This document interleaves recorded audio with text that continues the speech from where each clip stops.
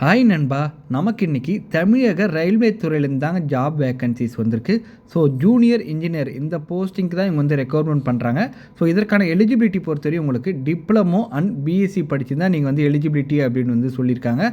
வேக்கன்சிஸை பொறுத்தவரையும் மொத்தம் 2570 வேக்கன்சிஸ்ங்க. இதுக்கு நீங்கள் ஃப்ரெஷராக இருந்தாலே போதும் எலிஜிபிலிட்டி, உங்களுக்கு எந்த விதமான எக்ஸ்பீரியன்ஸும் வேண்டாம் அப்படின்னு வந்து சொல்லியிருக்காங்க. 38 மாவட்டத்தை சேர்ந்த ஆண்கள் மற்றும் பெண்கள் இரு பாலருமே வந்து அப்ளை பண்ணிக்கலாங்க. ஏஜை பொறுத்தவரை நீங்கள் 18 வயசுலேருந்து 33 வயசு வரையும் அப்ளை பண்ணிக்கலாம் அப்படின்னு வந்து சொல்லியிருக்காங்க. நீங்கள் எஸ்சி எஸ்டியாக இருந்தால் 5 இயர்ஸ் ஏஜ் ரிலாக்ஸேஷன், ஓபிசியாக இருந்தால் 3 இயர்ஸ் ஏஜ் ரிலாக்ஸேஷன், மாற்றுத்திறனாளி நண்பர்கள் இருந்தால் 10 இயர்ஸ் வந்து ஏஜ் ரிலாக்ஸேஷன் கொடுத்துருக்காங்க. எக்ஸாமினேஷனை பொறுத்தவரை உங்களுக்கு 2 விதமான எக்ஸாமினேஷன் இருக்கும். அது முடிச்சதுக்கப்புறம் டாக்குமெண்ட் வெரிஃபிகேஷன், அடுத்தது மெடிக்கல் எக்ஸாமினேஷன் அப்படின்னு வந்து சொல்லியிருக்காங்க.